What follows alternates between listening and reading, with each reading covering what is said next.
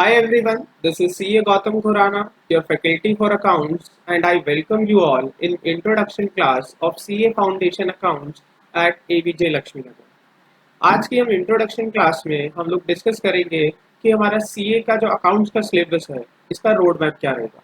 सबसे पहले मैं अपने सीए एस्पायरेंट्स के साथ ये बात करना चाहता हूँ कि अकाउंट्स का पेपर आपके सीए के तीनों स्टेजेस में, आप जानते हैं कि सीए में आपको 3 स्टेजेस में काम करना है।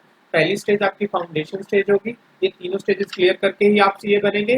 फाउंडेशन स्टेज एंड देन फिर उसके बाद इंटर स्टेज और फिर उसके बाद आपकी कौन स्टेज आती है, फाइनल स्टेज।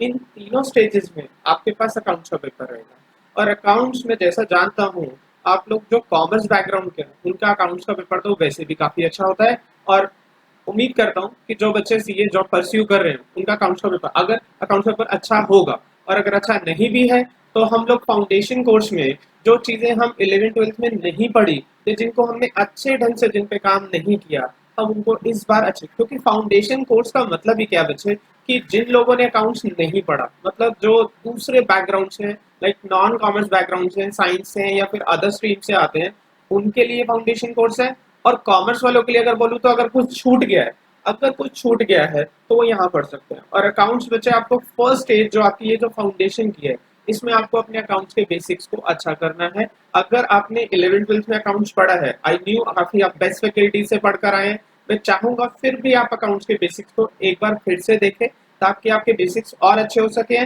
जो चीजें आपकी वहां छूट गई हैं उनको फिर हम अच्छे ढंग से यहाँ पर तैयार कर सकें। बच्चे अकाउंट्स आपको तीनों स्टेज में पढ़ना है और अकाउंट्स आपका स्कोरिंग पेपर है। ऐसा नहीं कि आप अकाउंट्स में कम स्कोर करते हो, इसमें 100 आउट ऑफ 100 भी आ सकते हैं। अगर आप अपना बेस्ट देते हैं तो आपका 100 आउट ऑफ 100 अचीवमेंट भी हो सकता है। तो इसमें बच्चे इंट्रोडक्शन क्लास में अगर बात करूं तो सीए फाउंडेशन में कुछ फाउंडेशन का मतलब क्या है कि यहाँ पर आपको अकाउंट्स के बेसिक्स पढ़ाए जाएंगे। अकाउंट्स आपको तीनों, इंटर में तो आपको क्या करना है, अकाउंट्स आपके ग्रुप 1 में भी है और ग्रुप 2 में भी है। ग्रुप 1 में अकाउंट्स है और ग्रुप 2 में आपका एडवांस अकाउंट्स है। और सीए फाइनल में अकाउंट्स के पेपर को हम लोग क्या बोलते हैं, फाइनेंशियल रिपोर्टिंग के नाम से जानते हैं। ठीक है बच्चे, इंट्रोडक्शन क्लास में मैं आपको बताना चाहता हूँ जो आईसीआई का स्टडी मैट है, उस स्टडी मैट में क्या क्या है और हम लोग अकाउंट्स कैसे पढ़ेंगे मैं आप लोग को दिखाना चाहता हूँ। जो मेरी अकाउंट्स की बुक है जिनसे हम लोग पढ़ेंगे, मैं ये कैमरा पे दिखा रहा हूँ कि अकाउंट्स की बुक का नाम देखें, हमारी principle and practices of accounting by CA Gautam Khurana. और इसमें हम लोगों ने जो टोटल आपके स्टडी मैट को बांटा है, मैंने जो स्टडी मैट को जो बांटा है, इसमें टोटल जो 17 चैप्टर्स रखे, 17 चैप्टर्स रखे हैं बच्चे।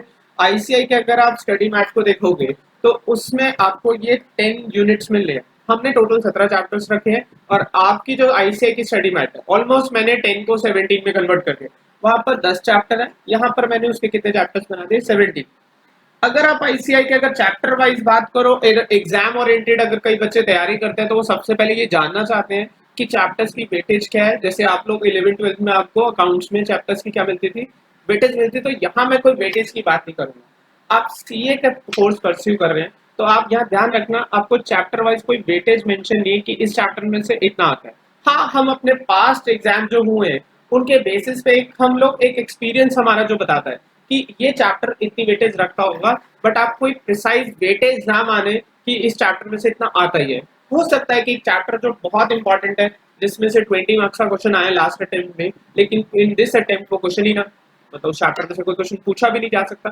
तो सीए फाउंडेशन या मैं बोलूँ सीए का कोई भी पेपर आप कर रहे हैं तो आप एग्जाम के लिए ये मत सोचे कि चैप्टर बहुत इंपॉर्टेंट है तो ये आएगा ही आएगा। ये ऑल चैप्टर्स आर इंपॉर्टेंट, सारे चैप्टर्स आपको थॉरली पढ़ने हैं। और एक सबसे इंपॉर्टेंट चीज कि जो आप लोगों ने 11th-12th में अगर नहीं की तो यहाँ पर आपको कंसेप्चुअल अंडरस्टैंडिंग बनानी होगी, क्योंकि आईसीआई बेसिकली आपके कंसेप्ट को टेस्ट कर रहा है, बेसिक कंसेप्ट की बात कर रहा है कि आपके कंसेप्ट कितने स्ट्रांग है। तो अगर मैं बात करूं आपके कंसेप्ट को लेके, इसमें आपका जो पहला चैप्टर है वो है आपका थ्योरेटिकल फ्रेमवर्क। जो थ्योरेटिकल फ्रेमवर्क है, मतलब इसमें हम लोग बात करेंगे अकाउंट्स की थ्योरी की। अकाउंट्स की थ्योरी में बच्चे हम लोग जो सबसे पहले डिस्कस करेंगे वो क्या डिस्कस करेंगे, देखो अकाउंट्स का जो मीनिंग है, मतलब meaning and scope of accounting, मतलब अकाउंट्स की डेफिनेशन। आप लोग जैसे 11th में पढ़े, जो कॉमर्स स्ट्रीम के बच्चे हैं वो तो इसको पढ़कर आए, जो नॉन कॉमर्स है उनके लिए बिल्कुल नई चीज है, उसमें आपको अकाउंट्स की डेफिनेशन, उसका स्कोप वगैरह पढ़ना होगा। नेक्स्ट है आपका accounting concept, principle and convention, this the most important chapter. अगर मैं देखूं आपके एग्जाम में ये कॉन्टिन्यूसली रिपीटेडली इसमें से क्वेश्चन आता ही आता है। तो ये चैप्टर बहुत इंपॉर्टेंट चैप्टर कैटेगरी में, एग्जामिनेशन पॉइंट ऑफ व्यू से भी, और आपकी कंप्लीट जो अकाउंट्स की जो बेसिक अंडरस्टैंडिंग बनानी है उसके लिए भी चैप्टर बहुत इंपॉर्टेंट है। इसमें आपको accounting concept, principle and convention की बात करनी है।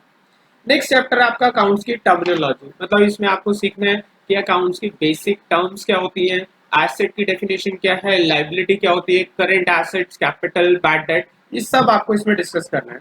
Next the most important chapter again, capital and revenue expenditure. Capital and revenue expenditure, इसमें हम लोग डिस्कस करेंगे कि कैपिटल एक्सपेंडिचर्स क्या होते हैं, रेवेन्यू क्या होते हैं, कैपिटल रिसीट्स क्या होती है, रेवेन्यू रिसीट्स क्या होते हैं, और ये भी बहुत फ्रीक्वेंटली पूछा गया चैप्टर है। मैं इन दो चैप्टर्स को तो बोल सकता हूँ जो फ्रीक्वेंटली पूछे जाते हैं। नेक्स्ट है उसके बाद अकाउंटिंग पॉलिसीज की, अकाउंटिंग पॉलिसीज क्या होती है, मतलब जैसे आप लोग बोलते हैं ना कि हर एक कंपनी की एक पॉलिसी होती है, तो कंपनी की अकाउंटिंग पॉलिसी कैसे फॉर्मुलेट होती है, किन किन बातों को मुझे ध्यान रखना चाहिए मेरे को अपनी अकाउंटिंग पॉलिसी को ड्राफ्ट करते हुए, तो वो इस चैप्टर में डिस्कस करेंगे। तो मैं आपको बताऊं जो चैप्टर 1 है वो कंप्लीटली आपका थ्योरी चैप्टर है। चैप्टर 1 मतलब अगर मैं बोलूं, अगर आप आईसीए का चैप्टर 1 बुक स्टडी मैट उठाओगे तो इसमें सारा का सारा थ्योरी पोर्शन है। इसमें हम थोड़ी सी बात करेंगे किसकी, अकाउंटिंग स्टैंडर्ड्स की, एएस की, और साथ साथ हम लोग इंटरनेशनल स्टैंडर्ड और इंडियन अकाउंटिंग स्टैंडर्ड की इंट्रोडक्शन भी करेंगे। तो इंडेस भी हम लोग पढ़ेंगे कि इंडेस क्या होते हैं, अकाउंटिंग स्टैंडर्ड्स क्या होते हैं, और साथ साथ इंटरनेशनल अकाउंटिंग स्टैंडर्ड जिसको अब हम लोग आईएफआरएस बोलते हैं, तो वो क्या होंगे उस पर भी हम थोड़ा सा डिस्कशन करेंगे। तो अभी मैं आपको बोलूंगा कि इंट्रोडक्शन क्लास में मैं इनके मीनिंग्स बताऊं तो ये मुझे लगता है बहुत ज्यादा होगा। आज की क्लास में आप सिर्फ याद रखना ये आपके लिए एएस है। और मैं आपको बताऊं अकाउंटिंग स्टैंडर्ड, बेसिकली अकाउंट्स का मतलब आप कह सकते हो कि ये अकाउंट्स के बेसिक्स हैं, इन प्रिंसिपल्स इन स्टैंडर्ड्स पर अकाउंटिंग होती है। और आप जब इंटर में आओगे तो आप इन अकाउंटिंग स्टैंडर्ड को बहुत डिटेल पढ़ोगे, और ये 30 मार्क्स की कवरेज करते हैं। फाइनल्स में तो अगर आप जब पढ़ोगे तो अराउंड 50 मार्क्स की कवरेज भी कर जाते हैं। तो अकाउंटिंग स्टैंडर्ड आपके लिए कह सकते हो चैप्टर्स की तरह ही होंगे आने वाले टाइम में, आपको अकाउंटिंग स्टैंडर्ड्स ही पढ़ने हैं। प्रैक्टिकल लाइफ में आपको अकाउंटिंग स्टैंडर्ड्स को अप्लाई करके ही अकाउंटिंग सीखनी है। अभी तक मैं आपको अकाउंटिंग सिखाऊंगा, मतलब जो अकाउंटिंग सिखाऊंगा मैं इस बार, और जो आप अभी तक अकाउंटिंग सीख कर आए हो वो भी अकाउंटिंग स्टैंडर्ड्स के थ्रू सीख रहा है, बट आपको बताया नहीं गया कि किस अकाउंटिंग के टाइम पे कौन सा अकाउंटिंग स्टैंडर्ड लग रहा है, वो आपको डायरेक्टली बताया जाता है। जैसे आप लोग करते हो, स्टॉक को वैल्यू करते थे फाइनल अकाउंट्स में, stock is to valued at cost of market value which ever is lower, आप ऐसा करते थे। ये बात आपको अकाउंटिंग स्टैंडर्ड 2 में दी हुई है, और इस बार आप अकाउंटिंग स्टैंडर्ड 2 पढ़ेंगे भी, क्योंकि आपको कौन सा चैप्टर पढ़ना है, आपको एक इन्वेंट्री का चैप्टर पढ़ना है। इसमें मैं सारी डिटेल बात करूंगा किसकी, AS2 की। और जब आप इंटर ग्रुप 1 में आएंगे तो अकाउंटिंग स्टैंडर्ड 2 और फाइनल्स में भी आप इसको डिटेल में पढ़ेंगे। पहला चैप्टर आपका थ्योरेटिकल फ्रेमवर्क है। दूसरा चैप्टर में आपको पढ़ना है अकाउंटिंग प्रोसेस। अकाउंटिंग प्रोसेस का मतलब है आपको बुक्स ऑफ अकाउंट्स बनानी सीखनी है, आपको जर्नल एंट्रीज, आपको साथ साथ subsidiary books, cash book, purchase book, cell book ये बनानी है। साथ साथ आपको प्रिपरेशन ऑफ ट्रायल बैलेंस सीखना है, और साथ साथ आपको इस चैप्टर में जो आएगा वो रेक्टिफिकेशन ऑफ एरर्स, जो कि आपने 11th में भी पढ़ा था। बट बच्चे आपने 11th में जो रेक्टिफिकेशन पढ़ा था उसके कंपैरेटिव यहाँ काफी डिटेल्ड में है। वहां पर आपने जो रेक्टिफिकेशन पढ़ी थी वो काफी कम पढ़ी थी, मतलब फाइनल अकाउंट्स बनाने से पहले पहले की पढ़ी थी। इस बार आपको जो रेक्टिफिकेशन पढ़नी है वो फाइनल अकाउंट्स बनाने के बाद की भी पढ़नी है। नेक्स्ट आपका जो चैप्टर 1 और चैप्टर 2 की बात करें तो चैप्टर 2 में ट्रायल बैलेंस आपको बनाना आना चाहिए, और रेक्टिफिकेशन ऑफ एरर्स की हम बात करेंगे, ठीक है। नेक्स्ट आपका जो चैप्टर है वो है bank reconciliation statement. Most important chapter, easy भी है बट इस बार बीआरएस में काफी चीजें आपके लिए नई भी होंगी। जैसे आपने जो बीआरएस पढ़ा है वो आपने विदाउट एडजस्टेड कैश बुक पढ़ा होगा, लेकिन इस बार जब हम बीआरएस पढ़ेंगे तो हम लोग बीआरएस जो पढ़ेंगे वो बैंक रिकंसिलेशन स्टेटमेंट जो पढ़ेंगे वो थ्रू एडजस्टेड कैश बुक भी पढ़ेंगे। तो इस बार एडजस्टेड कैश बुक भी होगी, और आपको ये डबल रूट है, मतलब पिछली बार जब आपने 11th में बीआरएस पढ़ा था तो आपने विदाउट एनी एडजस्टमेंट ऑफ आपने कैश बुक पढ़ा था, उसमें एडजस्टेड कैश बुक नहीं बनाते थे। बट इस बार जो आप पढ़ोगे वो कैश बुक जो एडजस्टेड कैश बुक है उसको बनाने के बाद वाला पढ़ोगे, ठीक है जी। तो chapter number 1 theoretical framework, chapter number 2 is your accounting process, chapter number 3 ये आपका है बैंक रिकंसिलेशन स्टेटमेंट, और चैप्टर नंबर 4 ये आपका है इन्वेंट्री, ठीक है जी। नेक्स्ट हम इसके बाद आते हैं डेप्रीसिएशन। डेप्रीसिएशन बच्चे वही आप जो 11th में पढ़ा है। डेप्रीसिएशन में आपको क्या करना है, मेथड्स ऑफ कंप्यूटेशन। अभी तक आपने जो डेप्रीसिएशन के मेथड्स पढ़े थे वो 2 ही मेथड्स पढ़े थे, कौन कौन से, एक आपने स्ट्रेट लाइन पढ़ा था और एक आपने डिमिनिशिंग मेथड पढ़ा था। मतलब आपने डेप्रिसिएशन का मीनिंग पढ़ा था, बट यहाँ पर आपको डेप्रिसिएशन के भी कंसेप्ट की क्लैरिटी बनेगी, आपको पता चलेगा। आपको ये तो पता है कि there are two methods for depreciation, straight line and diminishing, but इन दोनों के लॉजिक्स के साथ आपको समझ आएगा कि वह प्रैक्टिकल लाइफ में, मतलब आई नो कि आपको मेथड्स पता होंगे, बट ये नहीं पता होगा कि कौन सा मेथड कब अप्लाई कर रखी है, किस एसेट के लिए मुझे स्ट्रेट लाइन लगाना चाहिए, किस एसेट के लिए मुझे डिमिनिशिंग लगाना चाहिए। तो यहाँ पर आप लॉजिक के साथ, मैं गारंटी के साथ कह सकता हूँ, इस बार आप लॉजिक के साथ डेप्रिसिएशन का मेथड पढ़ेंगे। और डेप्रिसिएशन के सिर्फ दो मेथड नहीं पढ़ेंगे, अदर मेथड भी पढ़ेंगे, जैसे प्रोडक्शन बेस्ड मेथड जो होते हैं वो पढ़ेंगे आप लोग। प्रोडक्शन बेस्ड मेथड के साथ साथ आप क्या पढ़ेंगे, आप साथ साथ पढ़ेंगे आपका machine hour rate method, sum of year digit method. आपके पास और काफी सारे मेथड्स हैं जिनको आपने डिस्कस करना है। अभी तक आपने स्ट्रेट लाइन पढ़ा था, एंड द मोस्ट इंपॉर्टेंट जो इसमें से ज्यादातर क्वेश्चन आता है, चेंज इन डेप्रिसिएशन मेथड। अगर आप डेप्रिसिएशन का मेथड चेंज करते हो तो उसकी अकाउंटिंग क्या होगी और उसके डिस्क्लोजर्स क्या क्या दिए जाएंगे, ये हमारा नेक्स्ट टॉपिक होगा इसके बाद। इसका मतलब है पहले 5 चैप्टर्स में अगर मैं बात करूं तो ये ऑलमोस्ट वही चीजें हैं जो आप 11th में पढ़कर आए हो। इसमें आपका एक नया पार्ट क्या आ गया, इन्वेंट्री, मोस्ट इंपॉर्टेंट चैप्टर है, क्योंकि इन्वेंट्री की वैल्यूएशन से तो आपको प्रैक्टिकली डील करना ही करना है, तो इसमें AS2 का रेफरेंस भी जाएगा। नेक्स्ट है बच्चे, इसके बाद नेक्स्ट जो चैप्टर नंबर 6 है, this is for accounting for special transaction. Most important, मैं आपको बोलूँ एग्जाम में अराउंड 30 मार्क्स यहाँ से आप स्कोर कर सकते हो, 30 नंबर। और अगर मैं BRS की बात करूँ तो ये ज्यादातर 10 मार्क्स का आ रहा है, ठीक है। मतलब मैं एक्सपेक्टेड वेटेज बता रहा हूँ, जो भी मैं वेटेज बना रहा हूँ वो मैं आपके पास्ट एग्जाम्स में जितने एग्जाम्स हुए हैं उनकी एवरेज लेके बना रहा हूँ, ठीक है। ICI की तरफ से कोई ऐसी अनाउंसमेंट नहीं है कि इसमें से इतना ही स्कोर होता है। इसमें जो आपका चैप्टर नंबर 6 है, इसमें बहुत सारे सब चैप्टर्स बने हुए हैं, मैं इसको एक ब्लॉक बोलूंगा। इसमें एटलीस्ट मतलब जो स्कोरिंग की बात करूँ तो 20 से 25 नंबर तो आप स्कोर करोगे, 30 नंबर मेरी एक्सपेक्टेशन है कि आप इसमें से स्कोर कर सकते हो। तो इसमें जो पहला चैप्टर आपको पढ़ना है वो है bills of exchange and promissory note. Bills of exchange जैसे क्या होता था, जिसमें आप क्या करते थे, एक बिल ऑफ एक्सचेंज ड्रॉ करते थे। जैसे आपने किसी को क्रेडिट गुड्स बेचे और आप क्या करते थे, एज ए क्रेडिटर आप क्या करते थे, अपने डेटर पे एक बिल ड्रॉ करते थे, जिसमें वो आपको क्या करता था, या आप एक ऑर्डर करते थे या फिर एक प्रॉमिस की बात होती थी और उसमें एक मेच्योरिटी डेट पे पेमेंट की बात की जाती थी, वो हम इसमें बात करते हैं। नेक्स्ट है आपका, नेक्स्ट आपको है sale of goods on approval basis. मतलब अगर मैं बोलूँ इस चैप्टर की बात करूँ तो आप देखोगे कि 11th में आपको पढ़ा हुआ है ये चैप्टर, बट इसमें आपने जो बिल्स पढ़े हैं, जो भी अकाउंटिंग पढ़ी है, वो आपने कमर्शियल बिल्स को लेके पढ़ी है, आपने एकोमोडेशन बिल्स की अकाउंटिंग नहीं पढ़ी। बट इस बार हम लोग क्या करेंगे, हम एकोमोडेशन बिल्स की भी अकाउंटिंग को डिस्कस करेंगे इस चैप्टर में। नेक्स्ट है बच्चे आपका chapter sale of goods on approval और रिटर्न बेसिस। मतलब जब आप गुड्स कैसे बेचते हो, अप्रूवल बेसिस। अप्रूवल का मतलब होता है कि गुड्स आपको पसंद आए तो रख लेना, नहीं पसंद आए तो क्या करना, आप हमें वापस कर देना। तो इस चैप्टर में हम लोग क्या डिस्कस करेंगे कि अगर आप गुड्स अप्रूवल बेसिस पे बेचते हो तो उसकी अकाउंटिंग आप कैसे करेंगे। मतलब अगर मैंने गुड्स बेचा है, कैसे, अप्रूवल पे। अप्रूवल का मतलब है मैंने कहा पसंद आए तो रखें, नहीं पसंद आए तो आप इसको मुझे रिटर्न कर सकते हैं।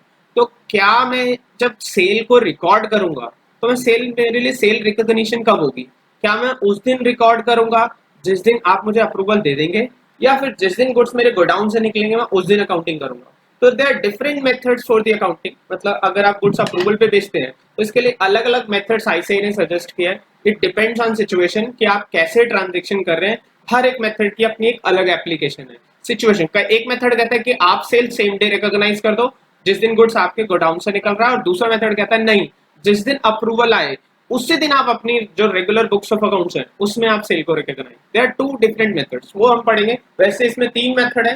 पहले मेथड में तो सेम यही है कि आप सेल सेम डे रिकॉग्नाइज करते हैं, but other 2 methods are says कि भाई आप ये कब रिकॉर्ड करोगे, जब आपका अप्रूवल आ जाएगा अपनी रेगुलर बुक्स में। तो वो कैसे पढ़ेंगे, वो किस तरीके से काउंटिंग होगी, इसकी डिटेल हम लोग इस चैप्टर में जाके पढ़ेंगे, ठीक है। नेक्स्ट इसके बाद बच्चे आपका जो अगला चैप्टर है वो आपका कंसाइनमेंट अकाउंट। मतलब आपको कंसाइनमेंट अकाउंट्स की बात करनी है कि कंसाइनमेंट के अकाउंट्स कैसे बने। तो नेक्स्ट चैप्टर आपका कौन सा है, कंसाइनमेंट।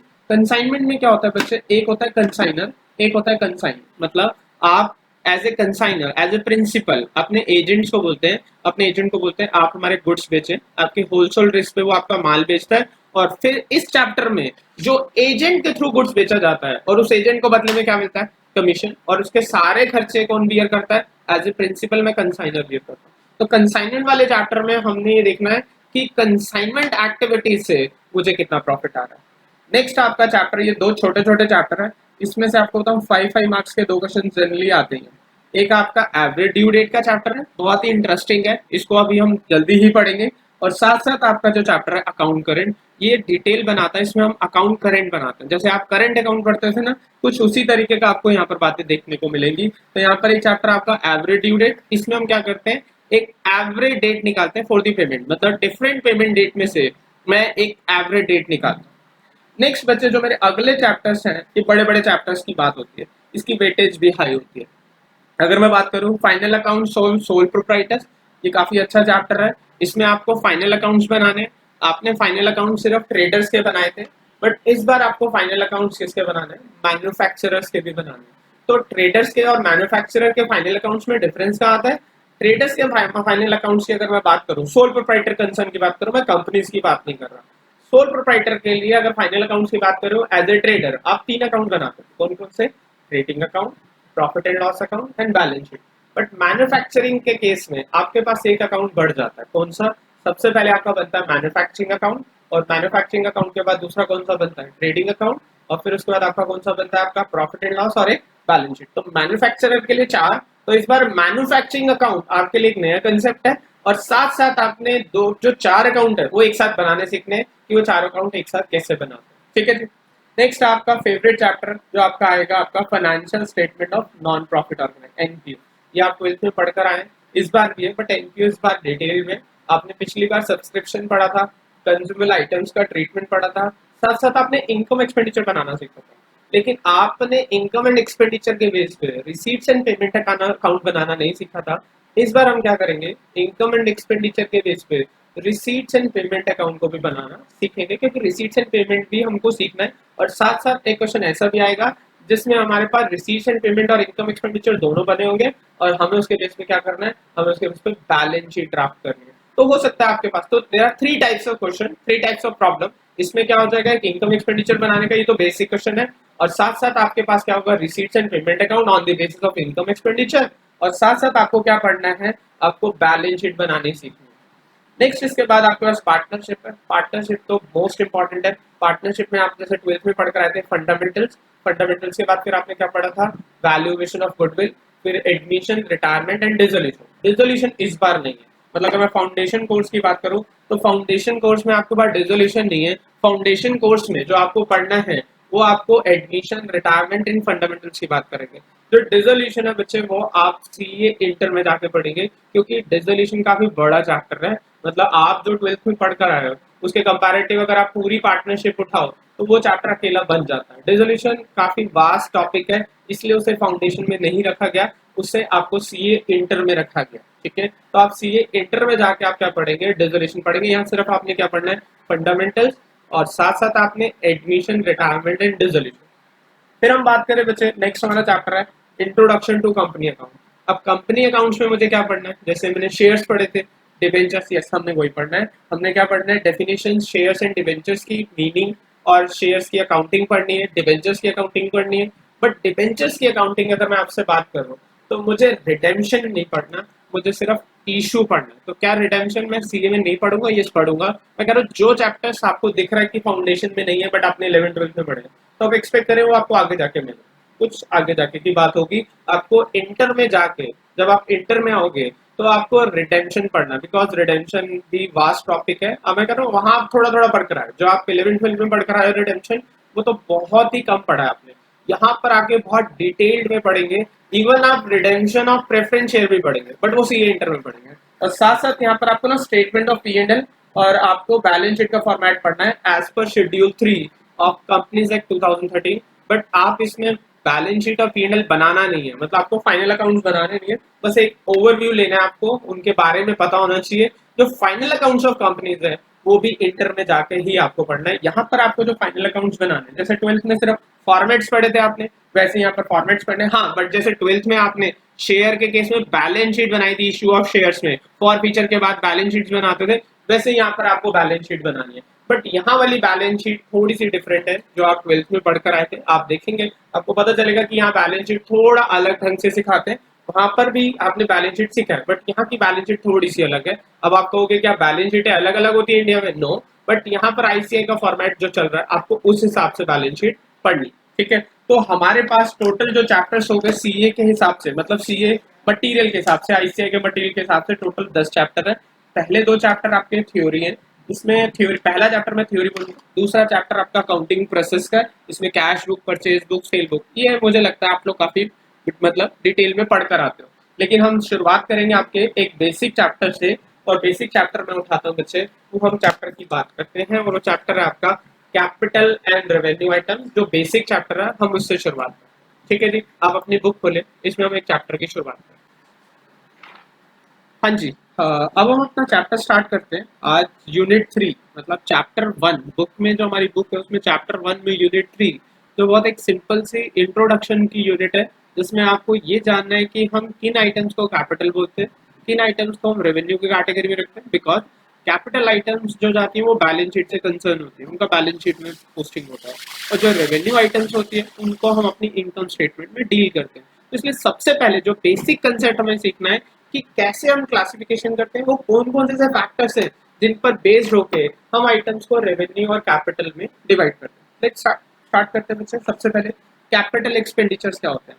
तो capital expenditure is the expenditure which results in acquisition of an asset और which results in increase in earning capacity of a business। मतलब कैपिटल एक्सपेंडिचर क्या है? कैपिटल एक्सपेंडिचर वो है जिससे आपके पास या तो एसेट आती है या फिर जिससे आपकी अर्निंग कैपेसिटी जो है वो इंक्रीज करती है। अगर कोई खर्चा आप करते हैं, मैं बात कर रहा हूँ उस खर्चे की, वो खर्चा जो आपके लिए क्या करता है, एसेट में इंक्रीज करता है या फिर अर्निंग कैपेसिटी को बढ़ाता है, तो ऐसे खर्चों को बच्चे हम बोलते हैं कि कैपिटल एक्सपेंडिचर बोलते हैं। सारे के सारे वो खर्चे जो कैपिटल, बेसिक जो बच्चे याद रखते हैं कि जनरली मैं आपको बताऊं कि कैपिटल रेवेन्यू ऐसे क्लासिफाई करते हैं, जिनका बेनिफिट 1 साल से ज्यादा मिलता है वो कैपिटल होते हैं, और जिनका बेनिफिट 1 साल से कम होता है वो revenue. Yes you are right, मैंने लास्ट में यही लिखा है, the benefit of such expenditure last for a long period of time. Long period of time का मतलब होता है मोर देन 1 ईयर। मतलब ऐसे खर्चों का बेनिफिट आपको 1 साल से ज्यादा मिलता है। मतलब अगर मैं बात करूं किसकी, इन खर्चों की बात करूं तो 1 साल से, मतलब अगर कोई खर्चा आप कर रहे हैं, जैसे आप मशीन खरीद रहे हैं, तो मशीन खरीदने में ऑब्वियस है मशीन 1 साल से ज्यादा चलेगी। अब आप कहते हैं नहीं हमारी एक मशीन हमने 1 साल के अंदर अंदर ही खत्म हो जाती है, तो फिर ऐसी मशीन आपकी रेवेन्यू एक्सपेंडिचर बनती है, ना कि कैपिटल। उनको हम पीएनएल में राइट ऑफ कर देते हैं। अगर आपकी कोई ऐसी एसेट है जो 1 साल से ज्यादा चलेगी, मोर देन 1 ईयर उसकी यूटिलिटी होगी, आपको 1 साल से ज्यादा उसका बेनिफिट मिलेगा, तो मैं ऐसी एसेट्स को कौन सी कैटेगरी में रखता हूँ? मैं कैपिटल की कैटेगरी में रखता हूँ। देखो आगे क्या लिखा है, following types of expenditure are usually accounted as capital expenditure. मतलब हम इन खर्चों को क्या नाम देते हैं? हम कैपिटल एक्सपेंडिचर कैटेगरी में रखते हैं। पहला, expenditure incurred for acquisition of fix asset, मतलब फिक्स एसेट को एक्वायर करना, या परचेज वर्ड नहीं, मतलब एक्विजिशन है। Acquisition is a broader term, इसमें खरीदना और बनाना दोनों का हो रहा है। एक्वायर करने के लिए जो भी खर्चा होगा उसको सारा का सारा किसमें डालते हैं हम? Capital expenditure. मतलब ऐसे खर्चे जिससे मेरे पास एक फिक्स एसेट की एक्विजिशन होती है। अब मैं आपको बताऊं, आज ना फिक्स एसेट की बजाय एक टर्म यूज होता है पीपीई। पीपीई मतलब प्रॉपर्टी प्लांट एंड इक्विपमेंट। जब आप इंटर में आओगे तो आप एक अकाउंटिंग स्टैंडर्ड पढ़ोगे AS10। वैसे मैं आपको पढ़ाऊंगा, जब डेप्रिसिएशन का चैप्टर पढ़ाऊंगा तो मैं AS10 की बात भी करूंगा। तो आज हम फिक्स एसेट को क्या बोलते हैं? Property, property plant and equipment. Reason, क्योंकि हम लोग क्या करते हैं, हम लोग अभी तक फिक्स एसेट्स में सिर्फ प्रॉपर्टी एंड इक्विपमेंट्स की बात करते हैं। प्लांट, आप कह रहे हो प्लांट एंड मशीनरी, तो यहाँ पर हम उन प्लांट्स की बात कर रहे हैं ट्रीज की।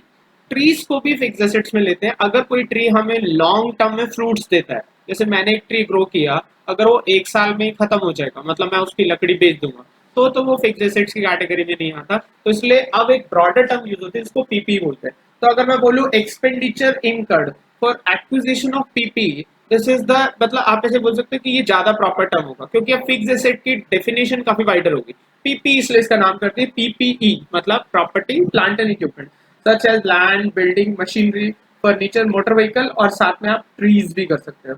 अगर आप ट्रीज ग्रो करते हो उस पर भी जो पैसा खर्च होता है उसको भी हम किस कैटेगरी में रखते हैं? उसको भी हम कैपिटल एक्सपेंडिचर की कैटेगरी में रखते हैं। नंबर 2, खरीदने पे। दूसरा, expenditure incurred for purchase receipt and installation of a fixed asset, मतलब आप एक फिक्स एसेट को खरीदने के लिए जो खर्चा करते हैं, मतलब मैंने एक मशीन खरीदी, एक एसी खरीदा, 50,000 का मैंने एसी खरीदा है, तो जो 50,000 है वो मेरे लिए कैपिटल एक्सपेंडिचर है। लेकिन एसी लाओगे तो ऐसे थोड़ी चलेगा। एसी को आपको पहले क्या करना पड़ता है, पहले आपको एसी को इंस्टॉल करना पड़ता है। इंस्टॉल करने के लिए आपको इंस्टॉलर बुलाना पड़ेगा, तो इंस्टॉलेशन पे जो भी खर्चा आता है वो भी आपके लिए क्या बनता है, कैपिटल एक्सपेंडिचर ही बनता है बच्चे। पहली बात, एसेट को खरीदने पे जो खर्चा होगा, मतलब एसेट की परचेज कॉस्ट, फिर उसके बाद उसकी इंस्टॉलेशन पे जो खर्चा आता है उसको भी मैं किस कैटेगरी में रखता हूँ, मैं कैपिटल एक्सपेंडिचर की कैटेगरी में रखता हूँ। देखो, एक्सपेंडिचर इनकर्ड फॉर परचेज, मतलब परचेज मतलब अगर आपने कोई बाइंग कमीशन दी है तो वो उसमें जुड़ेगी। अगर आपको रिसीट लाने के लिए कोई भाड़ा देना पड़ता है, एसेट की परचेज पे जो कॉस्ट आती है वो उसमें जुड़ जाती है। तो बेसिक चीज ध्यान रखना, मैं आपको एक बेसिक क्रक्स दे रहा हूँ कि एसेट रेडी फॉर यूज तक जो भी खर्चा होगा, मतलब रेडी फॉर यूज लाने तक जो भी खर्चा होता है वो एसेट की कॉस्ट में जुड़ता है। तो इसका मतलब एसेट खरीदो और उसको रेडी फॉर यूज फॉर्म में लाने तक जितने भी खर्चे करोगे वो ऑलवेज कैपिटल एक्सपेंडिचर होते हैं। एक बार रेडी फॉर यूज पर आ गई, उसके बाद वाले खर्चे की बात करें तो वो खर्चा कैपिटल बनेगा या नहीं बनेगा, उसके लिए डिस्कशन हम करते हैं। अभी पहली बात, एसेट खरीदना और खरीदने के बाद उसको रेडी फॉर यूज लाने तक जितने भी खर्चे होते हैं, जैसे यहाँ लिखा हुआ है, expenses, all expenses in addition to the purchase price incurred for getting the asset ready for use are capital expenditure। मतलब एसेट को रेडी फॉर यूज लाने के लिए भी जो खर्चे होते हैं वो सारे के खर्चे क्या क्या बनते हैं, वो भी आपके लिए कैपिटल एक्सपेंडिचर बनते हैं। And thus added to the cost of asset, example of such expense are wages paid to worker for installing the machinery, cost of platform on which machinery will be fixed, overhaul of second-hand machine purchase। It is to be noted that expenses incurred after the asset have been put to use are not, मतलब एक बार asset ready for use में आ गई उसके बाद अगर आप कोई खर्चा करते हो तो वो कैपिटल एक्सपेंडिचर नहीं बनता। अभी तो आप सेकंड पॉइंट तक ध्यान रखना ही बात है। लेकिन बाद में अगर आप एसेट का एक्सटेंशन करते हैं, मतलब मैंने एक एसेट खरीदी, उसकी ओवरहॉलिंग कराई, उस सेकंड हैंड मशीन खरीदी थी, उसको ठीक भी कराया, उसके खर्चे सारे जाओगे कैपिटल होंगे। एक बार एसेट स्टार्ट होगी, फिर 6 महीने बाद उसमें रिपेयर कराता हूँ तो वो रिपेयर आपके लिए रेवेन्यू एक्सपेंडिचर बनेगा। लेकिन अगर मैं एसेट में कुछ ऐसा कराता हूँ जिससे उसमें इंप्रूवमेंट आता है, ये एसेट में एक्सटेंशन होता है, तो मतलब वो खर्चा भी क्या बनेगा। मतलब पहला कंसेप्ट तो यही है, एसेट खरीदना और उसे रेडी फॉर यूज लाने के सारे खर्चे क्या होते हैं, वो कैपिटल एक्सपेंडिचर की कैटेगरी में जाते हैं। इसके बाद के सारे खर्चे रेवेन्यू होते हैं। बट बाद के खर्चों में एक चीज ध्यान रखना, अगर बाद का खर्चा एसेट में कोई एक्सटेंशन लाता है या कोई इंप्रूवमेंट लाता है, जैसे मैंने एक गाड़ी खरीदी, अब गाड़ी मैंने खरीदी, उसमें बिल्कुल नए सीटें लगा ली, सीट कवर लगा लिए, जो भी खर्चा आ रहा है सब, म्यूजिक सिस्टम लगा दिया, सबका सब क्या होगा, कैपिटल एक्सपेंडिचर बनेगा। बाद में क्या हुआ, 6 महीने बाद या साल बाद या 2 साल बाद उसके टायर खराब हो गए, मैंने नए टायर डलवा दिए, तो ये एक्सटेंशन नहीं है, asset as it is format में उसमें कोई इंप्रूवमेंट नहीं आया। एसेट जैसे पहले चलती थी वैसे ही चलेगी। मतलब पहले कैसे चलती थी, मतलब जब मैंने पहली बार खरीदी थी उसी तरीके से चलेगी। तो बाद के खर्चे अगर वो एक्सटेंशन है या फिर वो इंप्रूवमेंट है तो वो कैपिटल एक्सपेंडिचर बनते हैं, अदरवाइज वो क्या बनते हैं, वो रेवेन्यू एक्सपेंडिचर। तो देखो क्या लिखा है, पहली बात तो एसेट खरीदने का खर्चा, दूसरा एसेट को खरीद के इंस्टॉल करने का खर्चा, रेडी फॉर यूज तक लाने का खर्चा कैपिटल एक्सपेंडिचर होता है।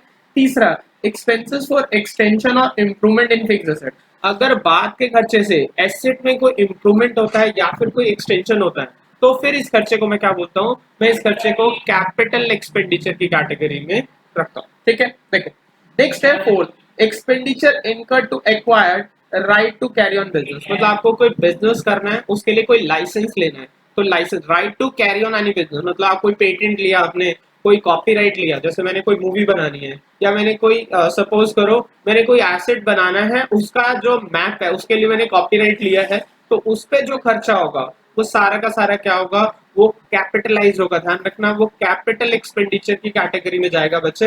एसेट को मतलब आप ध्यान से देखो, पहला क्या है, खरीदने का खर्चा, दूसरा एसेट को रेडी फॉर यूज आने खर्चा, तीसरा है रेडी फॉर यूज के बाद के खर्चे नॉर्मली कैपिटल नहीं होते, बट बाद में अगर ऐसा कोई खर्चा हो जाए जिससे एसेट में इंप्रूवमेंट आता है, ध्यान रखना इंप्रूवमेंट आप जो पहली परफॉर्मेंस थी उससे कंपेयर करते। जैसे मैंने नई कार खरीदी, अब नई कार खरीदी, 5 साल बाद उसके टायर खराब हो गए, मैंने नए टायर डलवा दिए, तो अब मुझे एक बात बताओ, जो नए टायर है उसको पिछली परफॉर्मेंस से देखूं, जो लास्ट थी वो तो खराब ही थी, उससे नहीं कंपेयर करते। जो पहली बार खरीदी थी, जो स्टैंडर्ड परफॉर्मेंस थी उससे कंपेयर करते हैं, उसमें तो कोई चेंज नहीं आया, तो इट मीन्स वो बाद का खर्चा क्या बनेगा, रेवेन्यू। लेकिन हाँ, मेरे पास जैसे एक मोबाइल फोन है, पहले मोबाइल फोन अगर आप याद करो तो बैटरी वाले आते थे, तो पहले एक फोन में बैटरी जो चलती थी वो एक दिन चलती थी, बट अब मेरे फोन में मैंने ऐसे कुछ ऐसा फीचर डलवाया, एक ऐसी नई बैटरी डलवाई जिससे वो 4 दिन का बैटरी बैकअप देती है। तो इसका मतलब है अब वो जो इम्प्रूवमेंट आ रही है, तो जो इम्प्रूवमेंट आएगी अगर आपके एसेट में या कोई एक्सटेंशन आएगा, आपने बिल्डिंग खरीदी, बिल्डिंग में अगर बाद में कोई आपने 2 साल बाद आपने कोई रिपेयर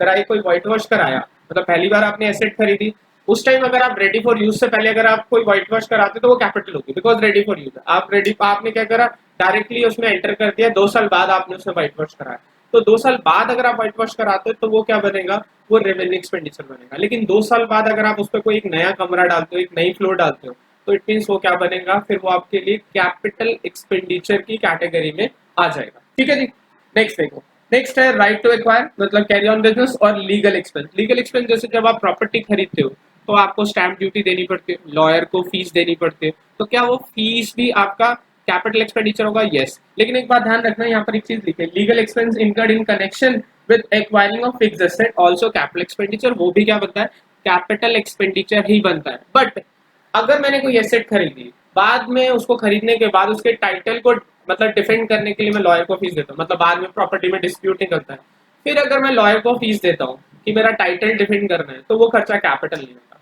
फर्स्ट टाइम जब आप एसेट को एक्वायर करते हो, उस टाइम पे आप अगर पैसा देते हो टाइटल एक्वायर करने के लिए, तो आपके लिए कैपिटल एक्सपेंडिचर है। लेकिन बाद में जैसे मैंने प्रॉपर्टी खरीदी, बाद में पता चला कि वो तो डिस्प्यूटेड प्रॉपर्टी है, अब मैं लॉयर को क्या करूँ, मेरे पास केस हो गया, 2-3 साल बाद एक केस आ गया, जैसे मुझे अपनी प्रॉपर्टी का टाइटल डिफेंड करने के लिए पैसे खर्च करने पड़ते हैं, तो फिर मैं वो प्रॉपर्टी की कॉस्ट में ऐड नहीं करूंगा। यस, हाँ, एक्वायर करने से पहले अगर ऐसा कुछ होता तो वो सारे के सारे खर्चे मैं क्या करता, मैं कैपिटल एक्सपेंडिचर की कैटेगरी में, ध्यान रखना, ऐड करता। जैसे मैं एक और एग्जांपल देता हूँ, जैसे मैंने एक प्रॉपर्टी खरीदी, जैसे मैंने नोएडा में एक फ्लैट खरीदा, फ्लैट है सपोज करो 1 करोड़ का, मैंने बैंक से लोन लिया हुआ है और लोन लेने के बाद मेरे को वो फ्लैट पड़ रहा है 1.25 करोड़ का, एग्जाम्पल है, ध्यान रखना। तो इसका मतलब क्या, लोन जो फ्लैट की कीमत है मेरे लिए वो 1 करोड़ रुपये या 1.25 करोड़ रुपये। अब ध्यान से देखो, ब्याज जो मैं भर रहा हूँ वो मैं पोजेशन के बाद भर रहा हूँ, asset already ready for use में, उसका मतलब है मैं इंटरेस्ट को उसमें जोड़ूंगा नहीं। मेरी बुक्स में जो वो फ्लैट की कीमत आएगी, जो बिल्डिंग कीमत आएगी, वो कितनी आएगी,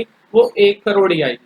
लेकिन सपोज करो मैं 1 करोड़ का लोन लेके मैं उसको कोई लैंड खरीद के अगर उस पर घर बनाता, तो एसेट अभी तो रेडी फॉर यूज में नहीं आई और उसको बनाने में 2 साल लग गए, तो 2 साल का जो ब्याज है तो मैं क्या करूंगा, मैं एसेट की कॉस्ट में जोड़ूंगा। तो क्या इंटरेस्ट कॉस्ट एसेट की कॉस्ट में इंक्लूड होती है? इसके लिए आप एक अकाउंटिंग स्टैंडर्ड भी पढ़ोगे, AS 16, अकाउंटिंग स्टैंडर्ड 16, जो कि बोरिंग कॉस्ट से रिलेटेड है। वो मुझे बताता है कि क्या बोरिंग कॉस्ट P&L में जाती है हमेशा या कैपिटलाइज भी होती है। तो AS 16 मुझे मदद करता है। AS 16 कहता है कि अगर एसेट को एक्वायर करने से पहले, मतलब रेडी फॉर यूज लाने में पहले, अगर आपने कोई इंटरेस्ट पे किया है which relates to this asset, तो आप क्या करोगे, वो कैपिटलाइज करोगे। लेकिन अगर एसेट को रेडी फॉर यूज में आने के बाद अगर आपको इंटरेस्ट देते हो, जैसे मैंने एक मशीन खरीदी, उसके लिए लोन लिया, 4 लाख की मशीन है, मैंने इंस्टॉलमेंट पे खरीदी, 4 लाख की मशीन ब्याज मिला के मुझे 5 लाख की पड़ती है। लोग इन जनरल कार खरीदते हैं, तो सपोज करो मैंने एक 10 लाख की गाड़ी खरीदी और जिसपे मुझे ब्याज भरना पड़ गया 2 लाख रुपए किस्तों पे पेमेंट करने की वजह से, तो कार मुझे कितने की पड़ी, 12 लाख रुपए की पड़ी। बट मैं अपनी बुक्स में 12 लाख की वैल्यू नहीं दिखाऊंगा क्योंकि car already ready for use में थी। तो ध्यान से देखो क्या लिखा है बच्चे, all sum spent up to the point an asset is ready for use, जब तक एसेट रेडी फॉर यूज में नहीं आती should also be treated as capital expenditure। वो क्या बनते हैं बच्चे, वो कैपिटल एक्सपेंडिचर बनते हैं। एग्जाम्पल लिखा हुआ है, are fees paid to lawyer for drawing a purchase deed of land, overhauling expense of second hand machine, cartage paid for bringing the machine to the factor to the factory from the supplier premises, factory तक लाने का जो खर्चा होगा, और money spend to install a machinery, even interest on loan, जो मेरा last point है मैं इसको हाईलाइट भी करता हूँ, इंटरेस्ट ऑन लोन जो है, interest on loan acquire fixed asset for the period before the asset became operational. अगर ऐसा कोई मैं इंटरेस्ट पे कर रहा हूँ, ध्यान रखना, अगर ऐसा कोई मैं इंटरेस्ट पे करता हूँ तो मैं उस इंटरेस्ट को भी क्या करूंगा, मैं कैपिटलाइज करूंगा। तो बेसिक चीज ध्यान आ रही है कि पहली बात तो कैपिटल खर्चे कौन से, वो खर्चे जिनसे मेरी एसेट का कोई एक्विजिशन होता है, एसेट में कोई अर्निंग कैपेसिटी इंक्रीज करती है, या बेनिफिट जिसका मुझे लास्ट मिलेगा, मतलब लॉन्ग लास्टिंग होगा, जो मुझे 1 साल से ज्यादा बेनिफिट देंगे, ऐसे सारे के सारे खर्चे क्या होते हैं, कैपिटल एक्सपेंडिचर की कैटेगरी में। अब बात आती है रेवेन्यू। अब सीधी सी बात है, जो खर्चा कैपिटल की कैटेगरी में नहीं आता वो रेवेन्यू की। पहली बात ध्यान रखना, अगर मैं आपसे पूछूं कोई खर्चा कैपिटल है या रेवेन्यू, तो आप पहले देखो क्या वो कैपिटल बन रहा है। अगर वो कैपिटल नहीं बन रहा तो ऑटोमेटिक क्या है, वो रेवेन्यू बनेगा। सिंपल सा लॉजिक यही ना, मैं तो कोशिश करता हूँ कैपिटल बने, कैपिटल नहीं बन रहा तो मैं रेवेन्यू बनाऊंगा। तो देखो क्या बच्चे आ रहा है, expenses whose benefit expire within the year of expenditure, मतलब जिनका बेनिफिट उसी साल में खत्म हो जाएगा जिस साल आपने वो खर्चा किया है।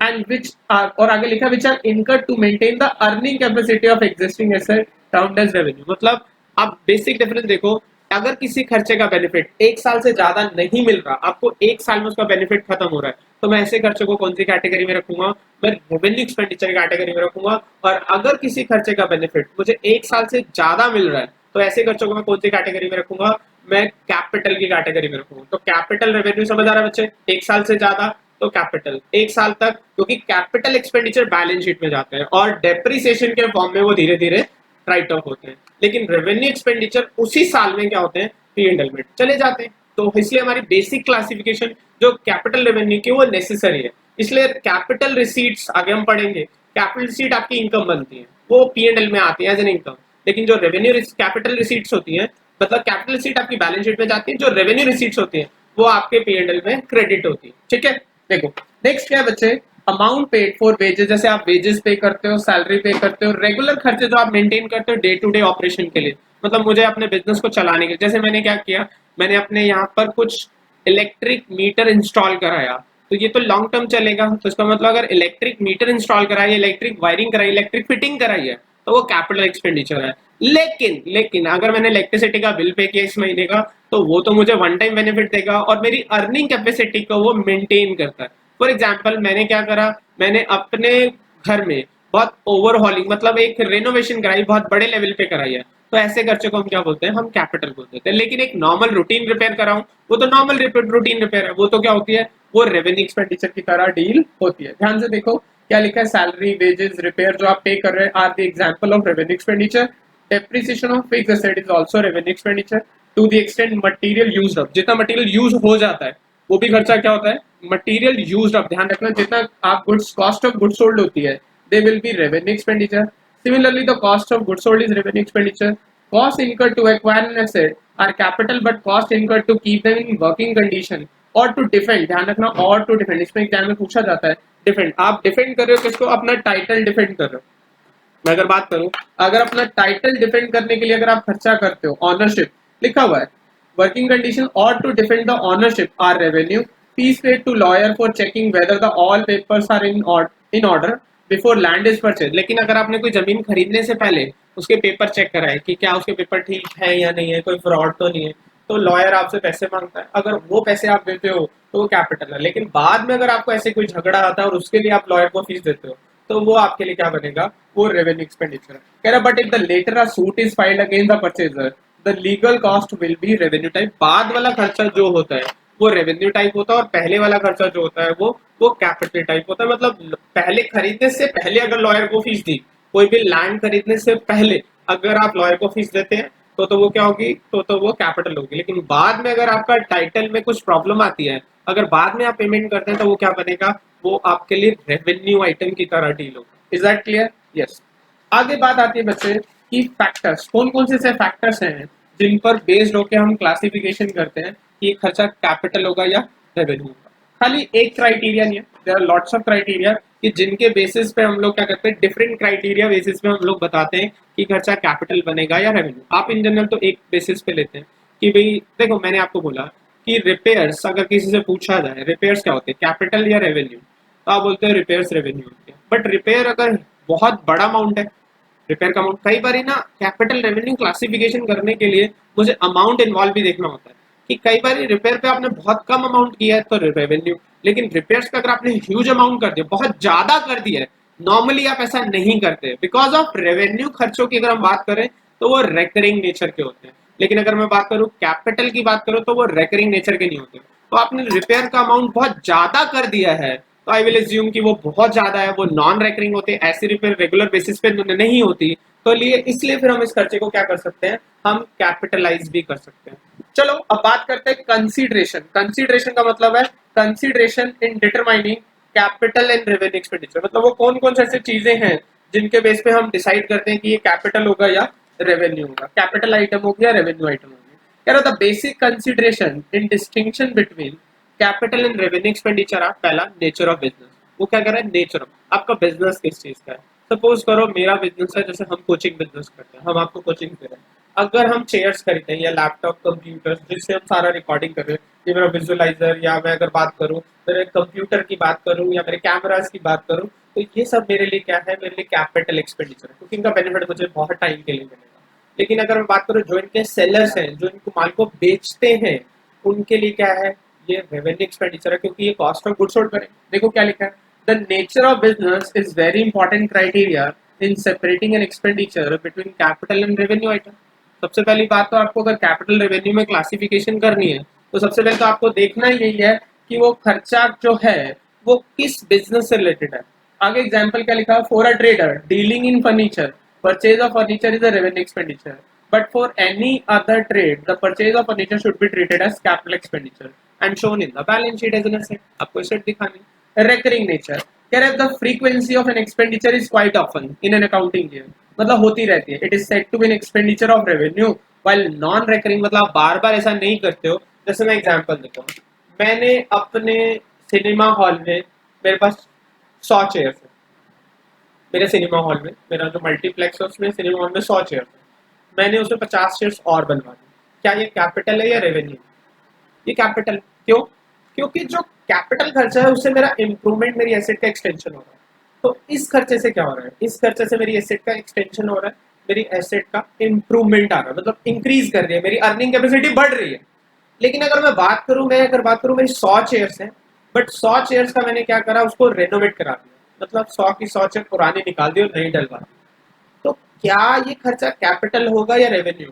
अब बात करें तो मेरी अर्निंग कैपेसिटी तो वहीं की वहीं रहेगी, लेकिन क्या ये खर्चा मैं बार बार करता हूँ? नहीं, मैं 5-7 साल में कभी एक बार करता हूँ।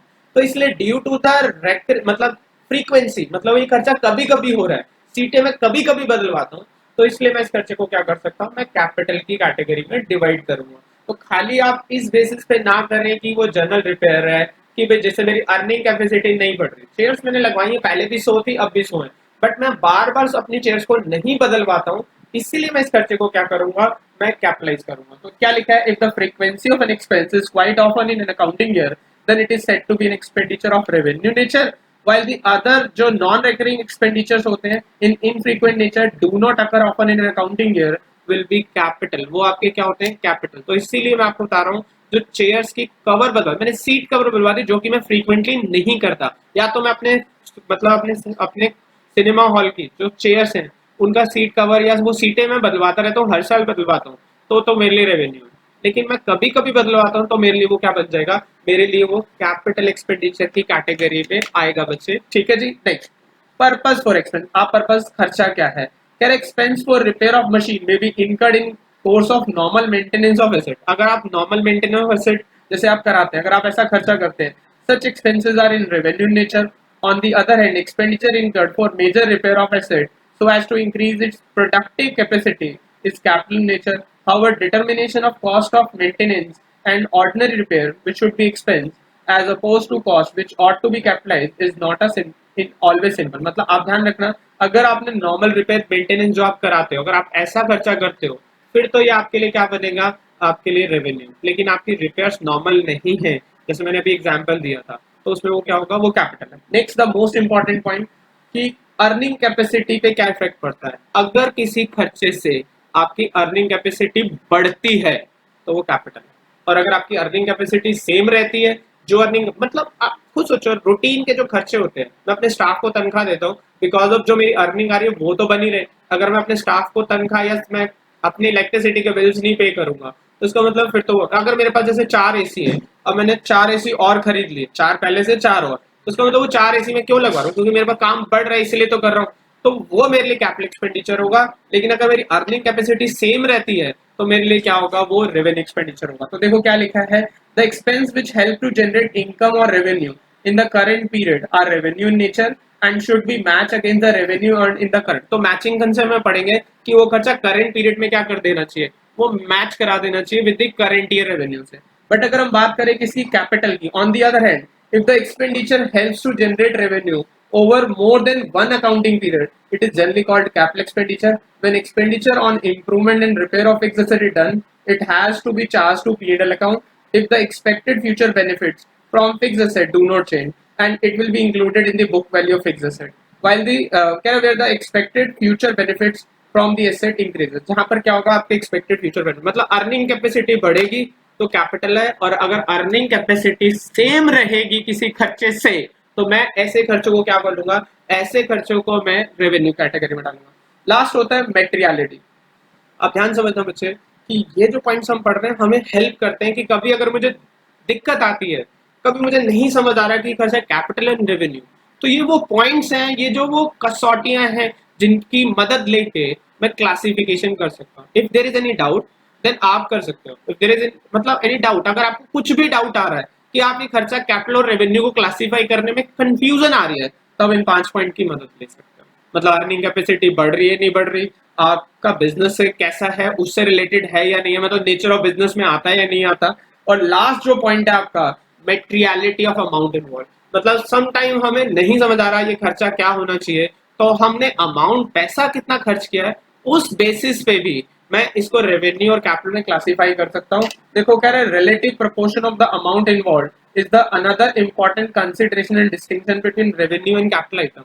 अगर अमाउंट बहुत ज्यादा खर्च हो रहा है तो हम कैपिटल भी मान सकते हैं, और अगर किसी आइटम जो कि इनफ्रीक्वेंटली खर्च होती है बट अमाउंट बहुत कम होता है, तो जैसे मैं कैलकुलेटर की बात करूं, अब कैलकुलेटर जो है वो आप खरीदते सपोज करो 200 250 500 रुपए का कैलकुलेटर खरीदते हो, बट कैलकुलेटर का अमाउंट इतना अब चलता भी है, कई बार कैलकुलेटर आपका 2-3 साल भी चल जाता है, कई तो ऐसे हैं जो 5-5 साल तक कैलकुलेटर को घिस लेते हैं।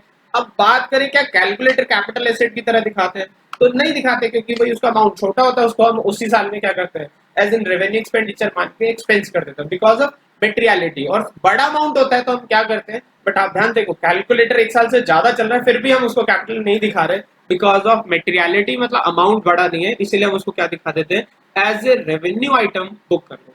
ठीक है जी, तो एक बार फिर हम और रिवाइज कर लेते हैं चीजों को। हमने क्या पढ़ा, सबसे पहले हमने पढ़ा कि खर्चों की 2 कैटेगरी होती है, एक होता है आपका कैपिटल और एक होता है आपका रेवेन्यू। मैं क्लासिफाई कर देता हूँ कि खर्चों को हम लोग क्लासिफाई करते हैं, एक्सपेंसेस को, एक्सपेंडिचर जो होंगे वो 2 पार्ट्स में क्लासिफाई होंगे। कौन कौन से, एक खर्चे को मैं बोलता हूँ कैपिटल खर्चा और एक को बोलता हूँ मैं रेवेन्यू खर्चा, रेवेन्यू एक्सपेंडिचर।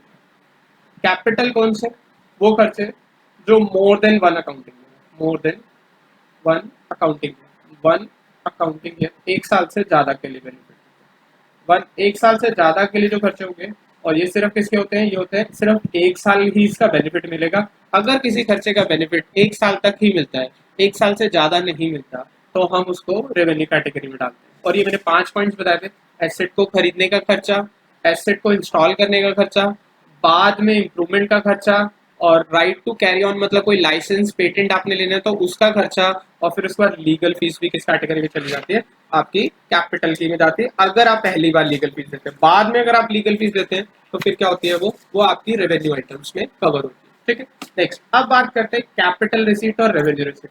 देखो जब मैं एक्सपेंडिचर्स की बात करता हूँ, एक्सपेंडिचर की, तो एक्सपेंडिचर में मैं आपको बताता हूँ कि आप कैसे टेस्ट करो। आप पहले चेक करो कि क्या कोई खर्चा कैपिटल बन रहा है, अगर नहीं बन रहा तो आप उसको कौन सी कैटेगरी में ले जाओ, आप उसको रेवेन्यू की कैटेगरी में ले जाओ। लेकिन अगर कोई खर्चा आपका कौन सा बन रहा है, मतलब कैपिटल का, तो रेवेन्यू। लेकिन रिसीट्स में उल्टा चेक करना। रिसीट्स में कैसे करना, रिसीट्स में आप पहले चेक करो कि क्या वो रेवेन्यू है, अगर वो रेवेन्यू नहीं है तो कैपिटल। उल्टा, मैं ये इजी तरीका आपको बताने का।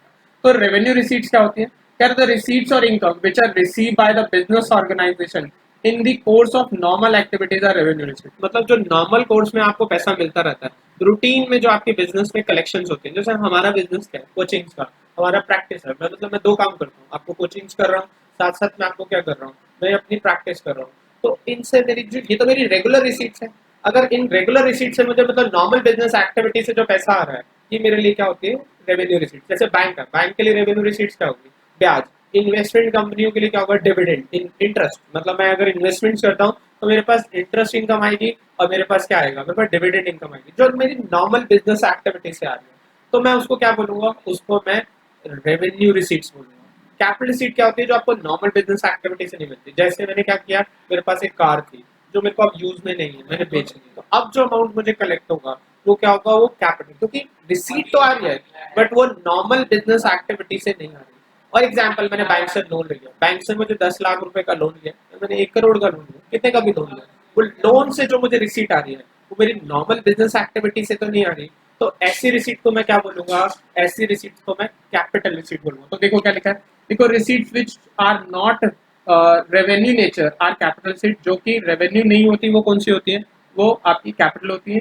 The receipts which are not received now and can be treated as capital receipt, ठीक है।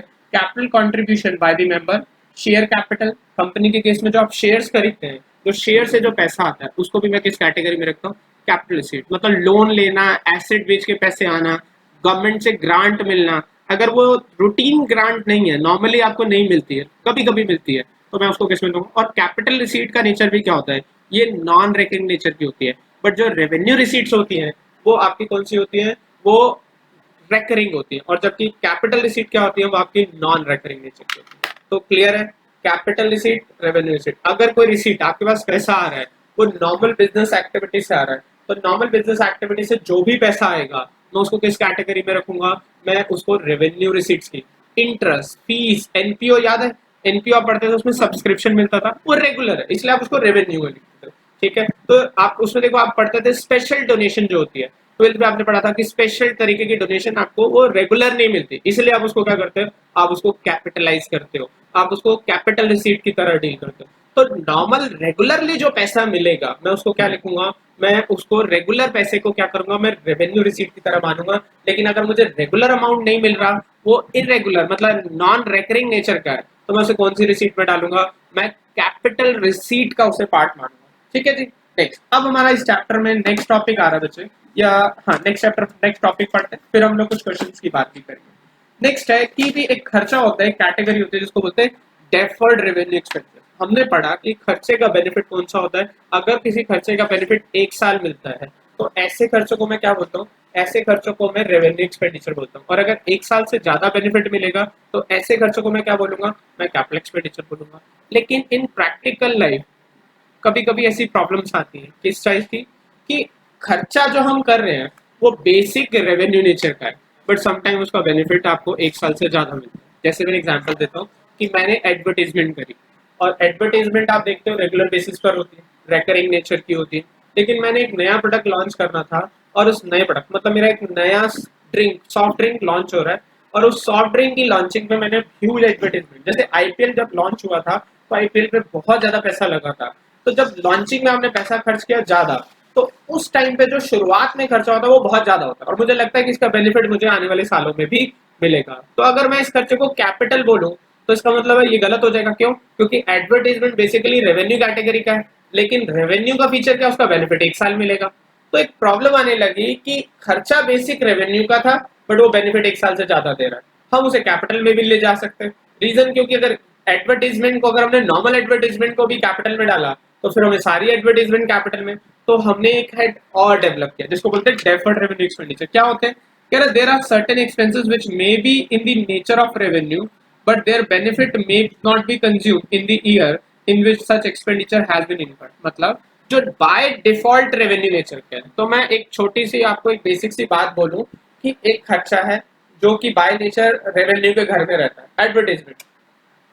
अब रेवेन्यू कहता है भाई मेरे घर में वही रहता है जिसका बेनिफिट 1 साल तक, लेकिन अगर रेवेन्यू के घर में कोई ऐसा खर्चा आता है जिसका बाय डिफॉल्ट नेचर रेवेन्यू बन रहा है बट उसका बेनिफिट 1 साल से ज्यादा हो रहा है, तो हम उसको कैपिटल में ले जाने की कोशिश करें तो कैपिटल में तो आएगा नहीं, क्योंकि अगर एडवर्टीजमेंट को मैंने कैपिटल में डाला, ये तो आपकी अजम्पशन है कि आपको बेनिफिट क्या मिलेगा, 1 साल से ज्यादा मिलेगा, ठीक है। रियलिटी नहीं है, आपकी अजम्पशन है, आपकी फिक्शन है कि आपको पैसा इससे बेनिफिट ज्यादा मिलेगा।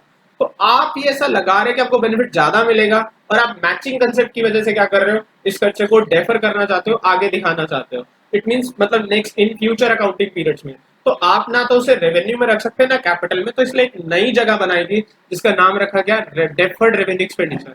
तो मैं डेफर्ड रेवेन्यू एक्सपेंडिचर में उन खर्चों को लूंगा जो बाय डिफॉल्ट रेवेन्यू नेचर के हैं, बट जिनका बेनिफिट 1 साल से ज्यादा हो रहा है। अगर किसी खर्चे का बेनिफिट 1 साल से ज्यादा होगा और बाय डिफॉल्ट वो कौन सा है, वो रेवेन्यू है, तो इट मींस मैं उस खर्चे को क्या कर लूंगा, मैं डेफर्ड रेवेन्यू, और ये हमारी फिक्टिशियस एसेट की तरह होते हैं, ठीक है। देखो क्या लिखा है आपको, in the year in which expenditure have been incurred rather than the benefit may extend over a number of years. For example, heavy advertising expenditure incurred in introducing a new line or developing a new market, charges of these expenses are deferred because such expenses benefit more than one accounting period, क्योंकि इन खर्चों का benefit आपको एक साल से ज्यादा मिल रहा है, इसलिए आप इस खर्चे को क्या कर रहे हो, आगे तक बढ़ा रहे हो। नेक्स्ट है क्यों, क्योंकि मैचिंग कंसेप्ट भी यही कहता है, कह रहा है मैचिंग कंसेप्ट डिमांड्स दैट भाई कि आप खर्चों को मैच करें। मैचिंग कंसेप्ट आप आगे पढ़ोगे कि भाई जिस रेवेन्यू को आप जनरेट कर रहे हो उससे जो रिलेटेड खर्चा है वही मैच होना चाहिए। आपने एडवर्टाइजमेंट करी 4 लाख रुपए की, आपको लगता है इसका बेनिफिट आपको 2 साल तक तो मिलेगा। 4 लाख रुपए को अगर आप 2 साल में बांटो तो हर साल 2-2 लाख का खर्चा आना चाहिए। मैचिंग कंसेप्ट भी तो यही कहता है कि मैचिंग कंसेप्ट से कि अगर आप कोई खर्चा इस साल कर रहे हो, वो इस साल की रेवेन्यू को कमाने में लगा तभी दिखाना। मतलब मैं P&L बनाऊंगा तो मैं कहूंगा मैंने 4 लाख की एडवर्टाइजमेंट करी, बट 4 लाख की एडवर्टाइजमेंट से जो 2 लाख का खर्चा है, इससे तो रेवेन्यू मुझे अगले साल मिलनी है, तो मुझे सारा खर्चा तो इस साल नहीं दिखाना चाहिए, तो कुछ खर्चा मुझे अगले साल के लिए रख लेना चाहिए। तो मतलब मैंने क्या किया, मैंने डेफर कर दिया, मैंने पोस्टपोन कर दिया। बाय डिफॉल्ट वो रेवेन्यू नेचर का ही खर्चा था, बट मैंने इस खर्चे को क्या किया, आगे के लिए इसको पोस्टपोन कर दिया। अब आगे क्या है, थोड़ी सी इसकी बात पढ़नी है। The practice which varies considerably to write off the amount over a period of year in which the benefit is expected to grow. Generally defer खर्चे को उतने टाइम पीरियड में राइट ऑफ किया जाता है जितने सालों में उसका बेनिफिट आने की उम्मीद होती है। Next, a deferred revenue expenditure represent a certain type of assets whose usefulness does not expire in the year of occurrence, but generally expire in the near future. Whereas these type of expenditure are carry forward and not, वही बात है कि भाई जो इन खर्चों को हम एक साल में राइट ऑफ नहीं करते, मतलब हम आने वाले पीरियड के लिए क्या करते हैं, कैरी फॉरवर्ड करते हैं कि हम आने वाले सालों में, क्योंकि बेनिफिट आप आने वाले सालों में लोगे, इसलिए आप इसको राइट ऑफ नहीं करते। लेकिन एक कड़वा सच आपको समझना है AS 26 का।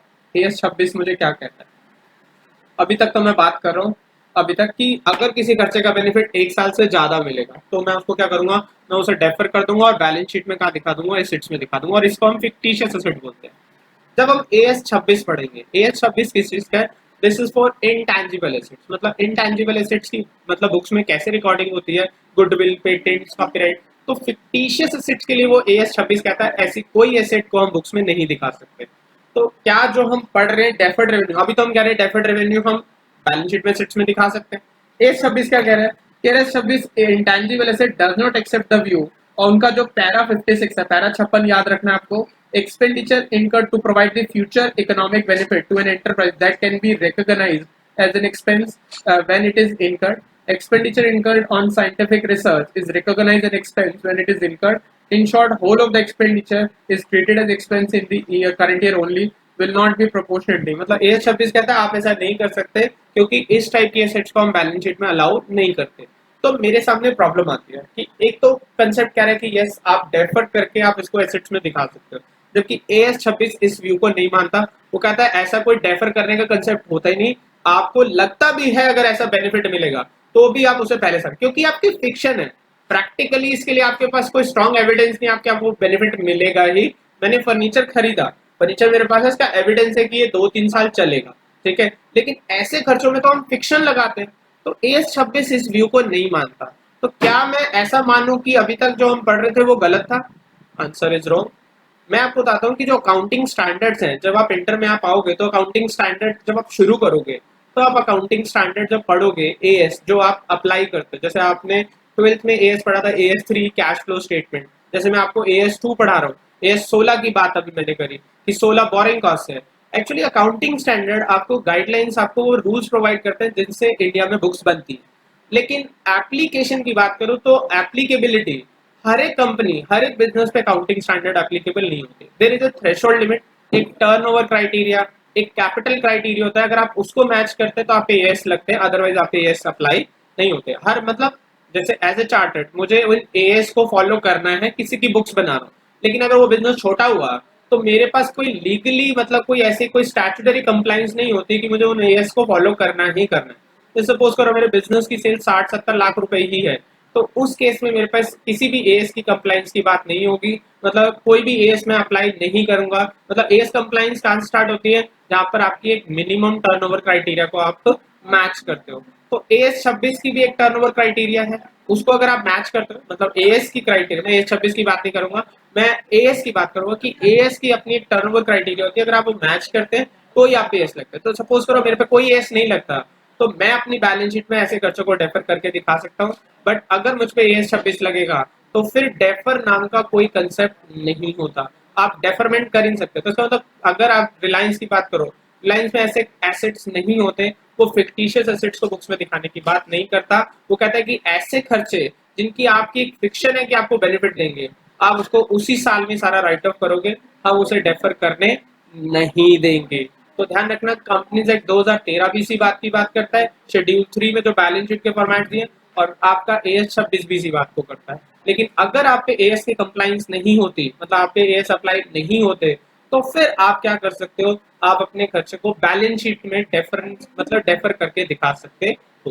ठीक है जी, तो तीन चीजें हमने इसमें पढ़ी, capital expenditure, revenue expenditure, capital receipt and revenue receipt. And next अब हम लोग डेफर्ड रेवेन्यू एक्सपेंडिचर पढ़ चुके हैं कि वो खर्चे जो बाय डिफॉल्ट रेवेन्यू बट जिनका बेनिफिट मुझे एक साल से ज्यादा मिल रहा है। अब हम कुछ क्वेश्चंस की बात करते हैं, वो क्वेश्चंस क्या क्या है देखते हैं जरा हम लोग, वो क्वेश्चन हम लोग शुरुआत करते हैं। ठीक है, तो देखिए जरा क्वेश्चन नंबर 1, क्वेश्चन नंबर 1 में क्या है। हाँ जी देखिए, क्वेश्चन नंबर 1 में क्या है बच्चे, क्वेश्चन नंबर 1 में state whether the following are capital revenue और डेफर्ड रेवेन्यू, मतलब ये कौन सी कैटेगरी में आएगा आपके एग्जाम में ना, बताऊं, ये बहुत इंपॉर्टेंट क्वेश्चन है और ये ज्यादातर आता ही आता है।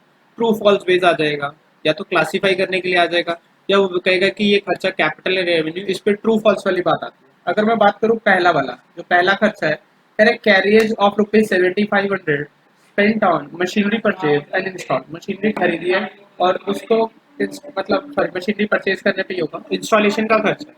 तो हमने पढ़ा था एसेट को रेडी फॉर यूज लाने के जितने खर्चे होते हैं वो सारे के सारे क्या होते हैं, रेडी फॉर यूज, कैपिटलाइज होते हैं ना, यही तो पढ़ा भी हमने कि रेडी फॉर यूज का जो भी खर्चा होता है वो हम क्या करते हैं, वो हम कैपिटलाइज करते हैं। तो रेडी फॉर यूज, तो ये कैरियज क्या है, तो ये कैपिटल होगा। देखो, carriage of ₹7500 paid for the machinery purchase and installed should be treated as capital expenditure, उसको अपने कैपिटल की तरह डील, पहले वाले। दूसरा है heavy advertising cost of 20,000 spent on launching of company new product, तो इसको डेफर मत करना, आप इसको लिखना कि भी AS 26 की बात लिखना है। देखो इसका आंसर देखो क्या लिखा है, ये मैंने आपको ICAI का ही आंसर बताया। ICAI किस तरीके से बताया, advertising expense for launching a new product of a company should be treated as revenue as per AS 26। ध्यान रखना, अभी तक तो हम डेफर की बात कर रहे थे, आप लिखना चाहो तो यहाँ पर लिख सकते हो, if AS 26 is not applied then we can treat this expenditure as deferred revenue. But जब तक आप AS 26 अप्लाई करते हो, और हमारे लिए काउंटिंग स्टैंडर्ड 26 को फॉलो करना जरूरी है, तो हम लोग लिखेंगे एज पर AS 26 जो खर्चा होगा, जो हैवी एक्सपेंडिचर भी होता है, उसको हम रेवेन्यू की कैटेगरी में डाल देते हैं। बट अभी तक आप उसको किस में डाल देते हैं, डेफर की। ठीक है, तो डेफर के लिए आप लिख सकते हो, बट आप लिखोगे if AS 26 is not applied. Next है ₹200 paid for servicing the company vehicle including 50 for changing the oil. आपने गाड़ी की सर्विसिंग कराई, सर्विसिंग का खर्चा तो क्या होता है, रूटीन खर्चा होता है, और रूटीन खर्चे को हम क्या करते हैं, चेंजिंग द ऑयल। सर्विसिंग मतलब एसेट रेडी फॉर यूज के बाद जो नॉर्मल रिपेयर होती है उसका खर्चा क्या होता है, वो तो क्या होता है, वो रेवेन्यू। नेक्स्ट है construction of basement costing 195 at the factory premise, मतलब आपने कंपनी की जो फैक्ट्री प्रीमाइस है उसमें कितना खर्चा गया, बेसमेंट, कैपिटल, एसेट बढ़ रही है, आप एसेट का एक्सटेंशन। देखो नेक्स्ट देखो, सेकंड है आपका paid a bill for 10,000 of Mr. Kumar, who was engaged as the erection engineer to set up a new automatic machine costing ₹20,000 at new site factory site। मतलब 10,000 रुपए आपने कुमार को दिए, किस बात के, इरेक्शन इंजीनियर है, वो आपके लिए क्या करेगा, न्यू मशीनरी जो है वो बनाएगा, उसका सेटअप बनाएगा, to set up a new automatic machine costing ₹20,000 at new factory site. तो ये तो आपके लिए क्या है, आपके लिए कैपिटल एक्सपेंडिचर है। ध्यान से देखो, एक्विजिशन ऑफ एसेट। ठीक है, नेक्स्ट है इनकर 26,000 एक्सपेंडिचर ऑन वेरिड एडवर्टीजमेंट, आपके जो है campaigns under taken yearly on regular basis during the, तो ये तो नॉर्मल खर्चा है, आप हर साल पीक सीजन पे करते हो, रेकरिंग नेचर का खर्चा है। जैसे दिवाली होली पे जो हम लोग एडवर्टीजमेंट करते हैं, दिवाली पे खूब एडवर्टीजमेंट, नया साल आता है, जैसे आप देखो आर्चीज है, वो फरवरी के महीने में ज्यादा खर्च करेंगे, जो टॉयज में डील करते हैं, जो होते हैं ना सॉफ्ट टॉयज, तो इनका जो काम होता है वो ज्यादातर कब होता है, न्यू ईयर्स पे, फरवरी के मंथ में होता है, तो वो वहां पर चॉकलेट्स का ज्यादा काम होता है। फिर न्यू फेस्टिव सीजन आता है जैसे रक्षाबंधन, तो उस टाइम पे एडवर्टीजमेंट बढ़ जाती है, दिवाली पे बढ़ जाती है, नए साल पे बढ़ जाती है, तो वो फेस्टिव सीजन पे जो खर्चा होता है एडवर्टीजमेंट का, तो वो क्या होगा, वो रेवेन्यू एक्सपेंडिचर होगा। नेक्स्ट है in accordance with the long term plan of providing a well equipped labour welfare centre spend 90,000 being budgeted allocation for the, आपने क्या करना है, well equipped labour welfare centre बनाया, तो उस पे जो खर्चा होगा वो सारा का सारा क्या होगा, वो कैपिटल ही होगा। ठीक है, अब नेक्स्ट है आपको बताना है ट्रू फॉल्स। ये 10 नंबर का क्वेश्चन है आपके पेपर में, 10 मार्क्स का, 10 का नहीं 12 का, ये 6 का पार्ट थे पेपर में जो आया था, वो 12 मार्क्स का क्वेश्चन आया था। पहला लिखा हुआ है overall expense of second hand machinery purchase are revenue, सही है या गलत है? ऑब्वियस है कि ये ट्रू नहीं है, ये क्या है, ये फॉल्स है। बिकॉज जो ओवरऑल एक्सपेंस होता है, ओवरऑल एक्सपेंस का मतलब होता है पुरानी मशीन को नया चकाचक बनाने का जो खर्चा होता है। आपने एक सेकेंड हैंड मशीन खरीदी, उसको कंप्लीट जो नया करने पे जो खर्चा होता है, उस खर्चे को हम क्या बोलते हैं, जो सेकेंड हैंड मशीन पे होता है। ऐसे खर्चे को मैं क्या बोलता हूँ, ऐसे खर्चे को मैं किस कैटेगरी में रखता हूँ, मैं कैपिटल कैटेगरी में। तो ध्यान रखना, जो पहला है वो फॉल्स है, बिकॉज ओवरऑल एक्सपेंस जो होता है are incurred for to put second machinery when working condition to derive endurable long term advantage, it should be capitalized, ये capitalize होना चाहिए। नेक्स्ट है money spend to reduce the working expense. ध्यान रखना, working expense मतलब आपके routine खर्चे कम हो जाएंगे। मतलब जैसे सपोज करो, पहले क्या किया था, मेरे स्कूल में या मेरे स्कूल में अगर मैं बात करूँ या हमारे कोचिंग्स में, अटेंडेंस के लिए हमने एक स्टाफ रखा हुआ था। अब हमने क्या करा, अब हमने एक मशीन रख ली, एक मशीन ही वो कर लेती है। मशीन में अटेंडेंस होती है, बायोमेट्रिक अटेंडेंस होती है, तो मेरा वो स्टाफ का खर्चा कम हो गया। मतलब अगर आप ऐसा कोई खर्चा कर रहे हो, जैसे आपके रूटीन वर्किंग खर्चे कम हो जाते हैं, वो तभी होता है जब आपके पास कोई मशीन आती है। जैसे आप मुझे एक बात बताओ, बैंकों में पहले कैशियर्स पैसा देते थे, अब बैंक ने क्या कर दिया, आपको एटीएम मशीन लगा के दे दी। तो ये कैपिटल एक्सपेंडिचर है बैंक। इससे क्या हो रहा है, वो जो कैश बांटने वाले लोग हैं, मतलब जो ऑटोमेटिक टेलर मशीन है, वो बैंक का जो रूटीन खर्चा है उनकी सैलरी को कम कर रहे हैं। मतलब बैंक को वो स्टाफ की जरूरत नहीं है। तो आप अगर अपने यहाँ पर एक ऐसी एसेट इंस्टॉल कराते हैं जिससे आपके वर्किंग एक्सपेंस कम होते हैं, तो ऐसे खर्चों को भी मैं क्या बोलता हूँ, मैं कैपिटल एक्सपेंडिचर बोलता हूँ। ठीक है, नेक्स्ट है legal fees to acquire properties capital, true. ये क्या है, money spend to reduce working expense, ये फॉल्स है। ध्यान रखना, ये फॉल्स, ये भी फॉल्स, और ये क्या बन गया, ये आपका ट्रू होगा। Amount spent as a lawyer fee to defend a suit claiming the firm's factory site belonging to the plaintiff land is, अगर आप लॉयर को पैसा देते हैं एसेट को खरीदने के बाद, यहाँ क्या लिखा है, amount spent as lawyer fees, तो अब आपके ऊपर मैंने कहा ना प्रॉपर्टी पे केस चल रहा है, वो तो बाद का केस है ना। अगर आप ये वाला केस है तो आप इसको कैपिटल एक्सपेंडिचर नहीं बोलोगे, इसको क्या बोलोगे, तो ये आपका फॉल्स होगा। ध्यान से देखो क्या लिखा है, false. Legal expense incurred to defend a suit claiming the firm's factory site belongs to the plaintiff is maintenance expenditure of asset. By this expenditure, neither any endurable benefit can be obtained in future. In addition to what is presently available, nor the capacity of asset will be increased. Maintenance expense in relation to an asset is revenue expenditure. तो maintenance expense जो होता है, वो सारा का सारा क्या होता है, वो आपका revenue expense की तरह डील होता है। नेक्स्ट है आपका बच्चे amount spend for the replacement of वोन आउट पार्ट, मतलब एक पार्ट खराब हो गया आपकी गाड़ी का या फिर मशीन का, तो वो कैपिटल एक्सपेंडिचर नहीं होता, वो रेवेन्यू होता है। जैसे मैंने कहा ना, मेरे एसेट का मतलब मेरी मशीन का ब्लेड खराब हो गया, तो ब्लेड तो रेगुलर चेंज होते हैं, वो पार्ट खराब होते रहते हैं, उससे उसकी कोई कैपेसिटी थोड़ी इंप्रूव हो जाएगी। मैंने बताया था, जब भी आप कैपेसिटी इंप्रूवमेंट की बात करते हो ना, तो वो स्टैंडर्ड जब आपने पहली बार खरीदी थी उसी कैपेसिटी से दोबारा से कंपेयर करते हो। अगर उससे बढ़ जाता है, जो पहली बार खरीदते हुए नहीं खरीदते हुए जो कैपेसिटी आपको मिलती थी, जो परफॉर्मेंस, अगर वो परफॉर्मेंस बढ़ती है तो वो कैपिटल होता है। मुझे एक बात हो, मैंने कार खरीदी, अब मैंने कार खरीदी है तो उसका एक पार्ट अगर मैं एक साल बदलवाता हूँ, तो जो लास्ट टाइम पार्ट बदलवाते हुए परफॉर्मेंस उससे तो इम्प्रूव करेगा, हम उससे कंपेयर नहीं करते। वो स्टैंडर्ड परफॉर्मेंस जो शुरुआत में वो तो सेम ही रहेगी, उसमें तो कोई चेंज नहीं आता। और आप रिपेयर मेंटेनेंस भी गाड़ी की क्यों कराते हो, ताकि जो शुरुआत का परफॉर्मेंस है, आप देखो मैं गाड़ी खरीदता हूँ, मैं अगर उसको रिपेयर नहीं कराऊंगा तो उसका परफॉर्मेंस गिरेगा। अगर मैं उसका रिपेयर टाइम पे कराता रहूंगा तो जो परफॉर्मेंस है, जो स्टैंडर्ड है, वो तो एटलीस्ट मेंटेन, इसलिए कहते हैं गाड़ी की रिपेयर कराते रहो, क्योंकि जो स्टैंडर्ड परफॉर्मेंस है वो गाड़ी का बना रहता है। ठीक है, नेक्स्ट है expenditure incurred on repair and white washing for first time of, तो इसका मतलब है बिफोर रेडी फॉर यूज है, तो वो रेवेन्यू एक्सपेंडिचर नहीं होता, ये भी फॉल्स है। तो ये आपका फॉल्स बनेगा। आप ध्यान रखना, रिप्लेसमेंट वाला जो है वो रेवेन्यू है, तो इसका मतलब यहाँ ये फॉल्स है और ये भी फॉल्स है, तो ध्यान रखो फॉल्स फॉल्स। तो फिफ्थ भी फॉल्स है, सिक्स भी फॉल्स है। और इसके बाद है बच्चे आपका नेक्स्ट, और भी इसमें नेक्स्ट है आपका 7वां और 8वां पार्ट है, दो पार्ट के एटलीस्ट, फिर ये 16 मार्क्स का क्वेश्चन बनेगा, तो ये 16 मार्क्स का क्वेश्चन होगा, 8 मार्क्स से। हाँ, दो नंबर के पार्ट आए थे। Expenses in connection with obtaining a licence, आपको याद है right to obtain, right to carry on any business, वो भी खर्चा क्या होता है, वो कैपिटल होता है। Yes, it is true. और फिर उसके बाद amount spend for construction of temporary huts, which are necessary for construction of cinema house and were demolished when the cinema house is ready. मतलब आपने एक सिनेमा हॉल बनाना, आप देखो कोई बिल्डिंग बनती है, उसके आसपास जो लेबर रहती है उसके लिए छोटे छोटे झोपड़ियाँ टाइप में नहीं बनाते जहाँ वो रहती है, और जैसे ही वो बिल्डिंग साइट पूरी हो जाती है वो हट्स तोड़ दी जाती है। तो क्या वो उस एसेट को रेडी फॉर जो सिनेमा हॉल है उसको बनाने के लिए वो हट्स नेसेसरी है? यस, वो नेसेसरी है।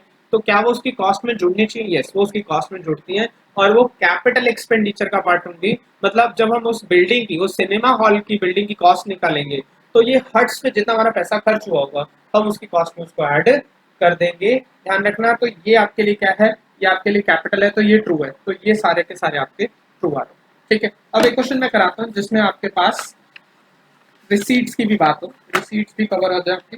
देखो क्वेश्चन नंबर 6, देखो 6 की बात करते हैं। 6 में क्या है बच्चों, देखो जरा 6 में आपके पास है classify the following expenditure and receipts as capital revenue. मतलब इसमें खर्चे भी हैं और इसमें कुछ रिसीट्स की बात है। पहला है rupees 10,000 spend as travelling expense of director on trips abroad for purchase of capital asset. आपने कैपिटल एसेट बाहर से खरीदनी, फॉरेन से खरीदनी, तो जो फॉरेन से आपने एसेट खरीदनी है उसके लिए आप जो पैसा खर्च कर रहे हो ऑब्वियस है वो कैपिटल, क्योंकि रेडी फॉर यूज से पहले आप जाओगे, एसेट को देखने जाओगे, भाई उस एसेट का मॉडल देखोगे, तो वो जो खर्चे हैं वो एसेट को रेडी फॉर यूज, अभी एसेट खरीदने से पहले तो खर्चे हो रहे हैं और उस एसेट से रिलेटेड है, तो मैं उस खर्चे को क्या करूंगा, उस एसेट खर्चे को मैं क्या करूंगा, मैं कैपिटलाइज करूंगा।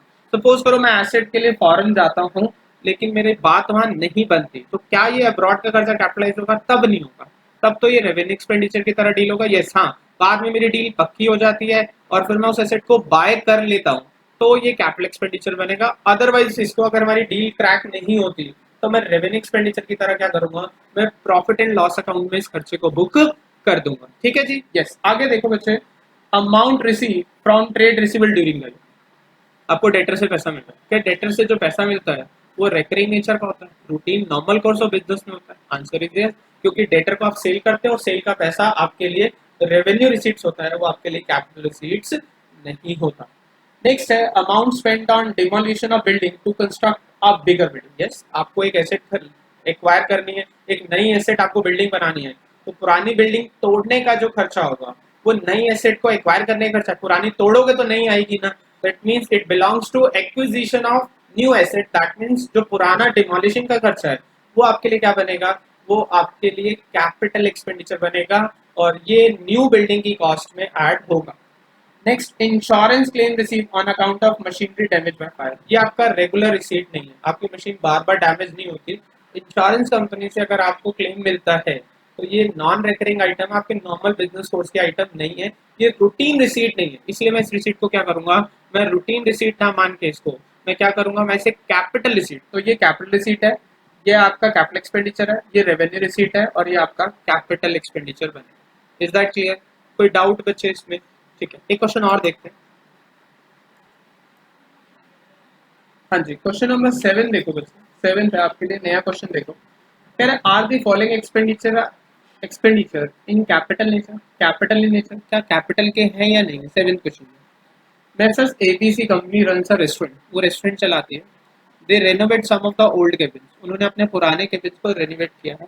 Because of this renovation some space were made free, and the number of cabin जो बढ़ के 10 से 13 हो गए, टोटल एक्सपेंडिचर 20,000। तो क्या अर्निंग कैपेसिटी बढ़ गई? यस, पहले 10 केबिन से कमाई होती थी, अब किससे होगी, अब 13 केबिन होगी। रेस्टोरेंट में ज्यादा काम आएगा ना, ज्यादा कस्टमर्स बैठेंगे अब, तो फ्री स्पेस आपने ठीक ढंग से उसको बनाया, तो अर्निंग कैपेसिटी इंक्रीज कर रही है। तो अर्निंग कैपेसिटी जब इंक्रीज करेगी तो मैं क्या करूंगा, मैं ऐसे खर्चे को capital, yes this is a capital expenditure. तो आप देखो इसका आंसर भी आपके पास है, renovation of cabin increase the number of cabins, ठीक है, this is an effect of future revenue generating capability of the business, thus renovation expense is capital expenditure, ठीक है। next है बच्चे second, Messrs New Delhi Finance sold certain goods on installment payment basis, ठीक है। 5 customer did not pay the installment, 5 ने नहीं दी। To recover such outstanding installment, the firm spent 10,000 on account of legal expense। ये तो routine है, ये तो अपने कस्टमर से पैसा लाने के लिए आपको ऐसा करना पड़ता है, तो ये तो रूटीन खर्चा है और ये क्या होगा, ये आपका रेवेन्यू नेचर का होगा। मतलब आपके डेटर पैसा नहीं देते, बैड डेट हो रहे हैं, जैसे विजय माल्या पैसे नहीं दे रहा आज के टाइम में, विजय माल्या या फिर मैं और अगर लोगों की बात करूँ तो वो बैंकों के पैसा नहीं दे रहे, तो बैंक भी तो लीगल प्रोसीडिंग्स में पैसा खर्च कर रहे होंगे। तो ये जो पैसा है खर्च हो रहा है, ये कैपिटल नहीं है, ये क्या है बच्चे, ये रेवेन्यू एक्सपेंडिचर है। And the last one, Messrs. Ballab and Company of Delhi purchase of machinery from Messrs. Shah and Company of Ahmedabad. Messrs. Ballab and Company spent 40,000 for transportation of such. Yes, ये तो capital होगा, because क्यों, क्योंकि asset को लाने का खर्चा ready for use, मतलब आप एसेट को लेकर आ रहे हो, कहाँ से आप लेकर आ रहे हो, बल्लभ एंड मतलब बल्लभ एंड कंपनी आपकी है, Shah and company of Ahmedabad, वहां से आपको 40,000 रुपए ट्रांसपोर्टेशन पे खर्च करने पड़ते हैं। तो ये जो ट्रांसपोर्टेशन का खर्चा है, ये आपके लिए क्या होगा, ये ट्रांसपोर्टेशन का खर्चा आपके लिए कैपिटल एक्सपेंडिचर होगा, बिकॉज एसेट को रेडी फॉर यूज में लाने के लिए आप क्या कर रहे हैं, आप खर्चा कर रहे हैं। क्लियर है? तो एसेट को रेडी फॉर यूज, ध्यान रखना ये रेडी फॉर यूज की बात है। तो ये सारे के सारे खर्चे जो एसेट को रेडी फॉर यूज लाने के खर्चे होते हैं, वो कैपिटल एक्सपेंडिचर। ठीक है जी। तो आज की क्लास में कोई डाउट हो तो आप मुझे बताएं, आज की क्लास में कोई कंफ्यूजन, मैंने टोटल आपको सारी चीजें बता दी हैं। ये आज हमारी इंट्रोडक्शन क्लास आज के लिए ओवर होती है। नेक्स्ट क्लास में बच्चे हम अपना एक नया चैप्टर लेंगे, उस नए चैप्टर से शुरुआत करेंगे। आज की क्लास के लिए thank you very much, bye bye. ठीक है।